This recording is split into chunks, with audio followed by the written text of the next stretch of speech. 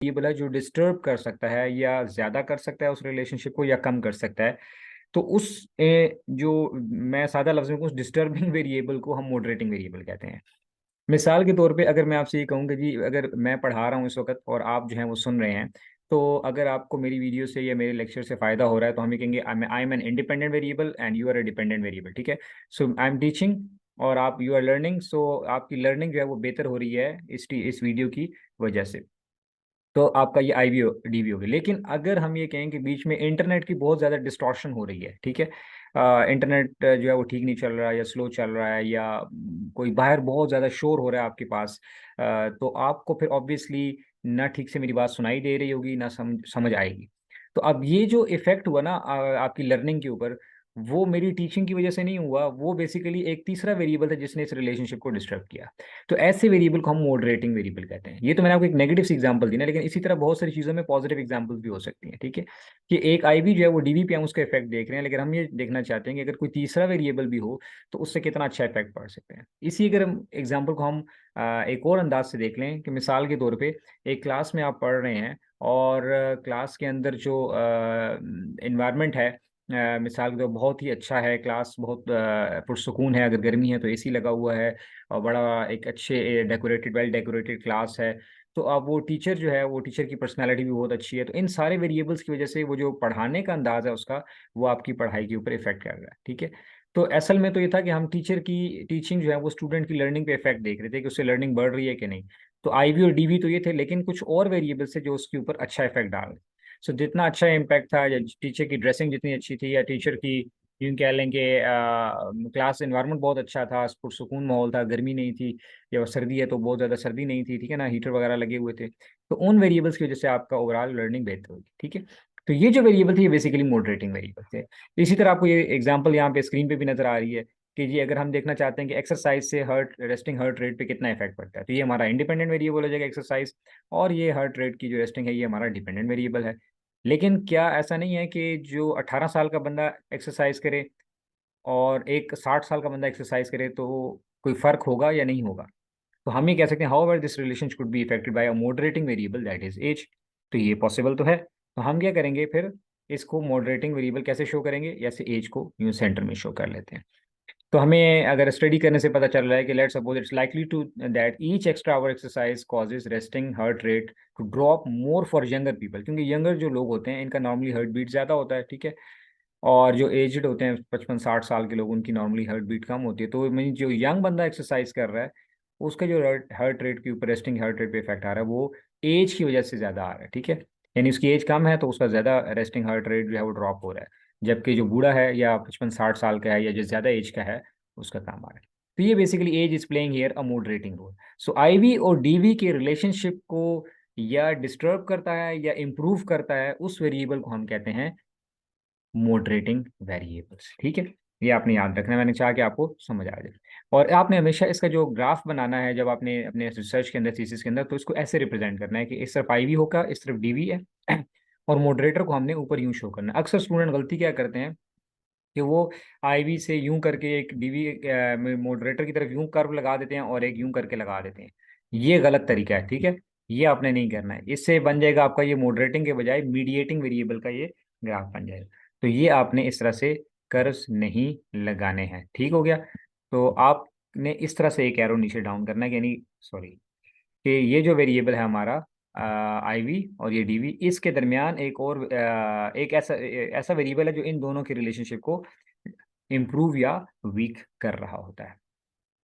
तो इस तरह से आपने इसको प्रेजेंट करना है। सॉरी, इसी तरह हम इसके कुछ और एग्जांपल देख लेते हैं। लाइक फॉर एग्जांपल अगर मार्केटिंग रिसर्च के आप स्टूडेंट हैं तो आप देख लेंगे एज है, इनकम है, एजुकेशन है, ये वो वेरिएबल्स हैं जो कि इफेक्ट कर सकते हैं। फॉर एग्जांपल आप स्टडी कर रहे हैं कि एडवर्टीजमेंट का कंज्यूमर परचेज इंटेंशन पे या कंज्यूमर परचेज बिहेवियर पे क्या इफेक्ट पड़ता है। तो अभी एडवर्टीजमेंट आपका इंडिपेंडेंट वेरिएबल हो गया, कंज्यूमर परचेज आपका जो है बिहेवियर जो है ये डिपेंडेंट वेरिएबल हो गया। तो अब इसके दरमियान हो सकता है एज भी मैटर करेगी जी। यंग लोग हो सकता है ज़्यादा अट्रैक्ट होते हैं एडवर्टीजमेंट से, ओल्ड एज वाले शायद कम होते हों। ठीक है। इसी तरह जो मालदार हैं वो शायद एडवर्टीजमेंट से अलग तरीके से इफेक्ट होते हैं, और जो कम इनकम वाले हैं वो भी एडवर्टीजमेंट देख के भी इतने नहीं इफेक्ट होते क्योंकि उनके पास पैसे ही नहीं है। तो आप देखें आपके आईवी का डीवी के ऊपर इफेक्ट जो है वो इनकम की वजह से डिस्टर्ब हो सकता है, एज की वजह से हो सकता है। इसी तरह पढ़े लिखे लोग इतनी जल्दी से मतलब बाज़ एडवर्टाइजमेंट को बड़ी जल्दी समझ लेते हैं, और बाज़ एडवर्टाइजमेंट से उनको पता लग रहा होता है कि ये they are just making things. Actually ऐसा नहीं होता। तो अगर कोई अनपढ़ बंदा है, शायद आप उसको एडवर्टाइजमेंट से बेवकूफ़ बनाना निस्बतन शायद ज़्यादा आसान हो। तो देखा आपने, ये जो वेरिएबल्स हैं ये आपके आईवी और डीवी के रिलेशन को डिस्टर्ब करता है। इसी तरह साइकोलॉजी में आप देख सकते हैं, सोशल साइंसेज में ये आप एग्जांपल्स दी हुई हैं, ठीक है।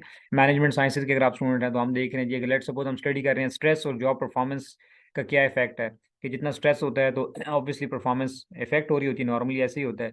लेकिन हो सकता है कि कोई तीसरा वेरिएबल है, social support from that an individual. अगर एक जॉब में स्ट्रेस भी है और उसकी परफॉर्मेंस इफेक्ट होती है, लेकिन हो सकता है उसको घर से या बाकी सोसाइटी से अच्छा सपोर्ट मिल रहा हो, तो वो उसको बकअप करते हैं, उसको सपोर्ट करते हैं, मोरल उसका हाई करते हैं, तो हो सकता है वो स्ट्रेस को ज़्यादा बेहतर तरीके से कोप कर पाए और उसकी परफॉर्मेंस पे उतना ज़्यादा इफेक्ट ना आए।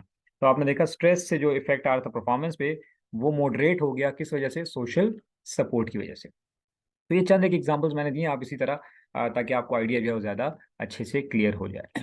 अच्छा, इसकी कुछ प्रॉपर्टीज़ भी हैं, वो ये हैं कि मॉडरेटिंग वेरिएबल जो है वो क्वालिटेटिव भी हो सकता है और क्वांटिटेटिव भी हो सकता है। क्वालिटेटिव जैसे हमने भी थोड़ी देर पहले बात की थी, जेंडर हो सकती है, ठीक है ना, एजुकेशन लेवल हो सकता है, मैरिटल स्टेटस, कि जी स्ट्रेस और परफॉर्मेंस अगर हम देख रहे हैं तो हम देखते हैं जी मैरिड ज़्यादा जो है वो इफेक्ट होते हैं, स्ट्रेस से उनकी परफॉर्मेंस ज़्यादा इफेक्ट होती है या अनमैरिड की होती है। अब ये देखें कि क्वालिटेटिव वेरिएबल है, तो ये हम जब स्टडी करेंगे तो पता चल जाएगा कि यार स्ट्रेस जो है वो परफॉर्मेंस को इफेक्ट कर रहा है, लेकिन शादीशुदा को शायद ज़्यादा इफेक्ट कर रहा हो क्योंकि उनकी शायद रिस्पॉन्सिबिलिटी ज़्यादा होती हैं, या शायद जो अनमैरिड है उनको ज़्यादा कर रहा हो। ये तो हम स्टडी करेंगे तो पता लगेगा, ठीक है। इसी तरह क्वांटिटेटिव भी मॉडरेटिंग वेरिएबल हो सकते हैं। एज, जैसे हमने थोड़ी देर पहले डिस्कस किया, इनकम हो सकता है, हाइट हो सकती है, टेम्परेचर हो सकता है। जैसे मैं आपसे कहा कि क्लास में पढ़ाया जा रहा है और बाहर का टेम्परेचर या क्लास का टेम्परेचर इतना ज़्यादा, इतनी गर्मी है कि टीचर के भी पसीने निकल रहे हैं, स्टूडेंट्स के भी पसीने निकल रहे हैं, और शराबूर हैं दोनों, तो क्या लर्निंग होगी इस एनवायरनमेंट के अंदर, ठीक है। इसी तरह moderating variable moderate the relationship between two variables in different ways. दूसरी बात यह है कि ये दो वेरिएबल यानी आईवी का डीवी के दरमियान जो रिलेशन है उसको स्ट्रेंथन भी कर सकता है, उसको वीकन भी कर सकता है, और बाज़ औक़ात उस रिलेशनशिप को निगेट भी कर सकता है, यानी नेगेटिव खत्म भी कर सकता है, ठीक है। तो हम बेसिकली यही देखना चाह रहे होते हैं कि आया ये मॉडरेट कर रहा है कि नहीं। तो हमारा मोस्टली जो आम तौर पे जो देखा जाता है हाइपोथेसिस, वो ये देखा जाता है कि यार मॉडरेटिंग वेरिएबल की वजह से आया रिलेशनशिप बेहतर हो रहा है या नहीं, ठीक है। लेकिन बहरहाल ये तीनों तरीकों से इफेक्ट कर सकता है, आपको फिर इसकी इंटरप्रिटेशन आनी चाहिए, ठीक है। अब तीसरी इसकी जो मॉडरेटिंग वेरिएबल की प्रॉपर्टी है वो क्या है, कि ये it is essential that the moderating variable does not have a causal relationship between independent variable. ये आपने बड़ी की बात याद रखनी है, ये मीडिएटिंग से इसको बिल्कुल जुदा कर देती है, जब आप आमतौर पर लोगों को कन्फ्यूजन हो रही होती है मीडिएटिंग के साथ। इसमें आईवी का मॉडरेटर के साथ कोई कॉजल रिलेशनशिप नहीं होता, यानी आईवी जो है वो मॉडरेटर को इफेक्ट नहीं कर रहा होता। ये आपने लफ्ज, ये जुमला बेशक लिख लें अपने पास ताकि आपको भूले नहीं। आईवी जो है वो आपका मॉडरेटर को इफेक्ट नहीं करता। अगर वो मॉडरेटर को इफेक्ट कर रहा है तो इसका मतलब वो मॉडरेटर नहीं है, वो मीडिएटर बन गया है, ठीक है। तो जैसे हमने कहा था कि अभी अगर लेट सपोज टीचर जो है वो पढ़ा रहा है और वो इन्वायरमेंट में बहुत गर्मी है, तो टीचर इन्वायरमेंट को तो नहीं ना कुछ कर सकता, ठीक है ना। इन्वायरमेंट टीचर पे इफेक्ट जरूर डाल रहा है, लेकिन टीचर इन्वायरमेंट को जो है वो इफेक्ट नहीं करता। या इसी तरह जो एक्सरसाइज करने वाला बंदा अपनी एज पे इफेक्ट नहीं डाल सकता, मतलब एज को बढ़ा या घटा नहीं सकता। हाँ, एज उसको तो कर सकती है। तो ये आपने याद रखना है कि जो आईवी है वो डीवी, आईवी जो है वो मॉडरेटर पे इफेक्ट नहीं डाल रहा होता। अगर वो मॉडरेटर पे, अगर वो आपने जो मॉडरेटर लिया उस पर इफेक्ट डाल रहा है, तो इसका मतलब है कि ये मॉडरेटर है ही नहीं है, बेसिकली मीडिएटर बन गया। So therefore, asking does not, when asking does not depend the variable influence the moderator variable in our study, the answer should be no. ठीक है? It means the effect of IV on moderator is nil. तो इससे हमें पता लग जाएगा कि ये वाकई हमारा मॉडरेटिंग वेरिएबल है। सो आई होप कि अब आपको काफी तक बात समझ आ गई होगी। अब हमें ये कैसे पता चलेगा कि यार मॉडरेटर इफेक्ट डाल रहा है कि नहीं, इसकी स्ट्रेंथ का कैसे पता चलेगा? ऑब्वियसली हम एनालिसिस रन करेंगे तो उसके जो कोफिशिएंट आएंगे, जो बीटा की वैल्यूज आएंगी, वहां से हमें अंदाजा हो जाएगा कि कितना इफेक्ट जो है वो डाल रहा है। So now let's come to the main topic, that is how to run the moderation analysis in SPSS and interpret the results. So अब हम ये कर लेते हैं कि ये हमारे पास डेटा है। अब हम इसको देखते हैं कि इसको हमने कैसे इंटरप्रेट रन करना है मॉडरेशन एनालिसिस, और इसको कैसे इंटरप्रेट करना है।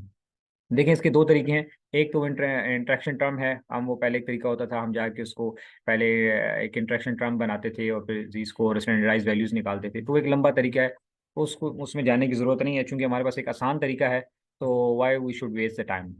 तो आसान तरीका हम ले लेते हैं और अपडेटेड भी है ये, एक तरह से कह लें कि एनालाइज में जाएं, रिग्रेशन में जाएं, और यहाँ पर आपके पास वो है प्रोसेस, सॉरी, ये जो फाइल है प्रोसेस V4.1 एंड्रू हेज, ठीक है। अब आप इसकी जो मेरे पास थोड़ी पुरानी वैल्यू है वो प्रोसेस V4.2 भी आ चुका है, ठीक है। बहरहाल दोनों एक तरह से ही काम करते हैं। अगर आपके पास ऑप्शन में ये वाला ऑप्शन नहीं आ रहा तो इसके लिए मैंने एक और वीडियो बनाई हुई है, how to download and install Andrew Hayes process file, ठीक है। तो वो आपको कार्ड्स में ऊपर नज़र भी आ रहा होगा और आपको लिंक भी मिल जाएगा, आप उसमें जाके देख लें और उसको इस फाइल को डाउनलोड कर लें ताकि ये ऑप्शन आपके पास आ जाए। ओके, हम इसको क्लिक करते हैं, सिंपल है। इसको मैंने पहले से लिखा हुआ था तो मैं भी आपको बताता हूँ, ठीक है। अब हमारे पास जो है वो हम देख लेते हैं कि हमने क्या करना है, कि हमारा जो आईवी है वो क्या है और डीवी क्या है। लेट्स सपोज हमारा डीवी जो है वो कस्टमर सेटिस्फेक्शन है, तो ये हमारा डिपेंडेंट वेरिएबल हो गया वाई। अच्छा, आईवी हमारा क्या है, आईवी हमने लेट्स सपोज ले लिया कस्टमर रिलेशनशिप। तो हम देखना चाहते हैं कस्टमर रिलेशनशिप का कस्टमर सेटिस्फेक्शन पे कोई इफेक्ट पड़ता है कि नहीं। अच्छा जी, पड़ता है तो, लेकिन हम ये देखना चाहते हैं क्या कस्टमर लॉयलिटी इसको मॉडरेट करती है कि नहीं, ठीक है। कोई भी वेरिएबल हम जो एक रैंडम सा वेरिएबल ले रहे हैं, तो मॉडरेटर आपने यहाँ डाल देना है, ठीक है। आईवी आप डीवी आपने यहाँ डाल देना है और आपने आईवी अपना इधर डाल देना, ठीक है। इसके अलावा ऑप्शन में आपको कोई खास करने की जरूरत नहीं है, आप ये सारे ऑलरेडी चेकड होते हैं। आप चाहें तो जॉनसन नेम आउटपुट को क्लिक कर लें, अगर नहीं करना चाहते तो भी आपकी मर्जी, इससे कोई इतना ज़्यादा इफेक्ट नहीं पड़ता। बहरहाल आपको मोडरेशन के बगैर भी मिल जाएगी। और जनरेट कोड विजुअलाइज इंस्ट्रक्शन, इसको भी क्लिक करना चाहें तो वेल एनफ, अदरवाइज ना करने से भी कोई फर्क नहीं पड़ता। बहरहाल ये हम ले लेते हैं, एडिशनल इन्फॉर्मेशन है, ठीक है। कंटिन्यू। यहाँ से आपने याद रखने के मॉडल आपने वन ही क्लिक करना है, ठीक है, क्योंकि आपने एक मॉडरेटर लिया है तो मॉडल वन आपके पास आ जाएगा, ठीक है। और ये बाकी चीज़ें एज इट इज रहने दें, इसको आपने ओके कर देना है। ये भी आपको आउटपुट यहाँ पर दे देगा। थोड़ा सा टाइम लगता है, बाजू का 2-4 सेकंड लग जाते हैं, तो ये आपको भी आउटपुट दे देगा। हम उस आउटपुट को फिर वर्ड में कॉपी भी कर लेंगे ताकि हमें अच्छे से वहाँ पे नज़र आ जाए ज़रा क्लैरिटी के साथ। ये हमारे पास सारी आउटपुट आ गई है, हम इसको यहीं से उठाते हैं और हम इसको चाहते हैं कि ज़रा वर्ड में कॉपी कर लें ताकि हमारे लिए ज़रा आसानी हो जाए। ठीक है, ये सारा हमने यहाँ पे कॉपी कर लिया, इसको हम यहाँ पे ज़रा होल्ड कर लेते हैं, ठीक है। सो ये हमारे पास जो आया डेटा, ठीक है, ये मैंने आउटपुट फाइल जो है वो कॉपी कर ली है। ये देखिए मॉडल वन आपका जो वाई था वो बता रहा है कि जी डिपेंडेंट वेरिएबल आपका ये है, इंडिपेंडेंट आपका ये है और ये आपका मॉडरेटर है, ठीक है, डब्ल्यू से।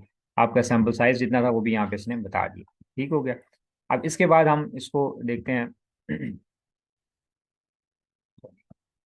इसको हम दे रहने दें ताकि इसको हमें यूज़ करना है।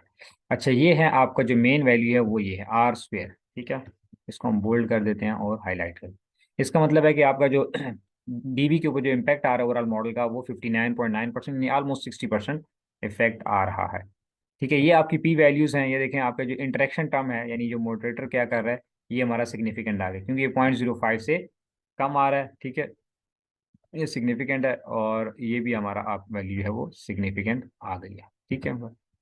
कस्टमर लॉयलिटी हमारा जो था आईवी था, ठीक हो गया, सॉरी मॉडरेटर था।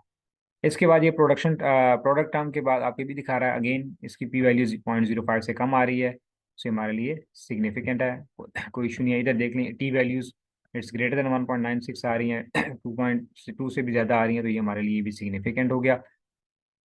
अच्छा, अब जो इम्पोर्टेंट है वो आप यहाँ पे देख लें, ये है इसका, ये जो तीन वैल्यूज़ हैं ये फर्स्ट, ठीक है, सेकेंड एंड थर्ड, ठीक है। अब ये क्या बता रही हैं कि देखिए हमने जैसे जैसे हम कस्टमर लॉयलिटी जो हमारा मॉडरेटिंग है, अगर हम इसकी वैल्यू को इंक्रीज करते चले जाएं 3.1 3.8 4.5, तो इफेक्ट देखें ये बढ़ता जा रहा है। 3.31 था, 0.35 हो गया, 0.39, तो यानी 31 35 39।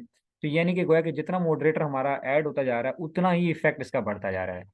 कहने का क्या मतलब है, इसका मतलब ये है कि हमारा जो मॉडरेटर है वो क्या है, वो इफेक्ट डाल रहा है, सक्सेसफुली मीडिएट मॉडरेट कर रहा है। और ये देखें सारी पी वैल्यूज इसकी जो है वो नील नील यानी 0.005 से कम आ रही हैं, तो hence we can conclude that जो मॉडरेटर है वो हमारा सक्सेसफुली मॉडरेट कर रहा है। तो आप लिख सकते हैं since the effect is increasing as we increasing the CL, the moderating variable, the effect is continuously increasing, hence we can, and it is significant with the p value less than 0.005. So hence we can conclude that the moderator is significantly moderating the relationship between the IV, which was customer relationship, and the DV, that was customer satisfaction. और ये जो Johnson Neyman की value है ये significance, ये आपको cut off value बता रहा है। 0.799 तक भी हम चले जाएं तब तक भी ये इसको मॉडरेट करता रहेगा। तो ये एक इसने लो वैल्यू बता दी, एक मीडियम वैल्यू बता दी, एक हाई वैल्यू भी आपको बता दी है। तो ये इसका बेसिकली इफेक्ट आ रहा है। और ये अगर आप देख लें तो ये इसका जो LLCI ULCI के दरमियान भी जीरो नहीं आ रहा, मीन्स के 0.31 से लेकर 0.47 तक है। दिस मीन्स के इनके दरमियान अगर जीरो आ जाता, यानी अगर ये माइनस से लेकर पॉजिटिव तक वैल्यू होती, तो ये फिर इनसिग्निफिकेंट होता। तो आपका मॉडरेटर सक्सेसफुली मॉडरेट कर रहा है। ठीक हो गया। तो ये बाकी इसकी डिटेल्स आ रही हैं कि जैसे जैसे हम देखें CL की वैल्यू बढ़ाते चले जाएंगे। CL को अगर हम 0.0 से 0.25 से यूं करके इंक्रीज करते चले जाएं तो इसका इफेक्ट देखें बढ़ता बढ़ते बढ़ते 0.429 तक जा रहा है। ठीक है। तो ये हमारा हो गया। अगर आप इसको प्लॉट करना चाहें तो आपने ये डेटा यहाँ से इसको कॉपी करके आपने वो SPSS की सिंटैक्स फाइल में पेस्ट कर देंगे, तो ये आपको ग्राफ भी बनाकर दे देगा, जिससे आपको पता चल जाएगा। बहरहाल अगर ग्राफ नहीं बनाते तो यहाँ तक भी आपकी इंटरप्रिटेशन जो है वो काफ़ी है। और this is how you can interpret your results. So I hope you got the concept. इसमें जो मैंने आपको बताया कि जो इंपॉर्टेंट वैल्यूज़ हैं वो मैंने आपको हाईलाइट कर दी हैं। ठीक है। आर स्क्वायर आपने इंटरप्रेट करना है, ये पी वैल्यू करनी है, and then this is the whole story. ठीक है। तो ये आपको बता रहा है कि आपका जो मॉडरेटर है वो सक्सेसफुली मॉडरेट कर रहा है। ठीक है। एट देखिए टी वैल्यू भी काफ़ी ज़्यादा आ रही है और ये पी वैल्यू इसकी 0.00 आ रही है। सो आई एम श्योर आपको समझ आ गई होगी। फिर भी कोई कन्फ्यूजन है तो आप इसको मुझे मैसेज कर सकते हैं मेरे व्हाट्सएप नंबर पे, जो मैंने आपको बिल्कुल फर्स्ट स्लाइड पे नज़र आ रहा था आपको। ठीक है। और अगर आपको फ़ायदा हुआ तो दूसरों के साथ भी शेयर करें ताकि सबको फ़ायदा हो। Thank you very much.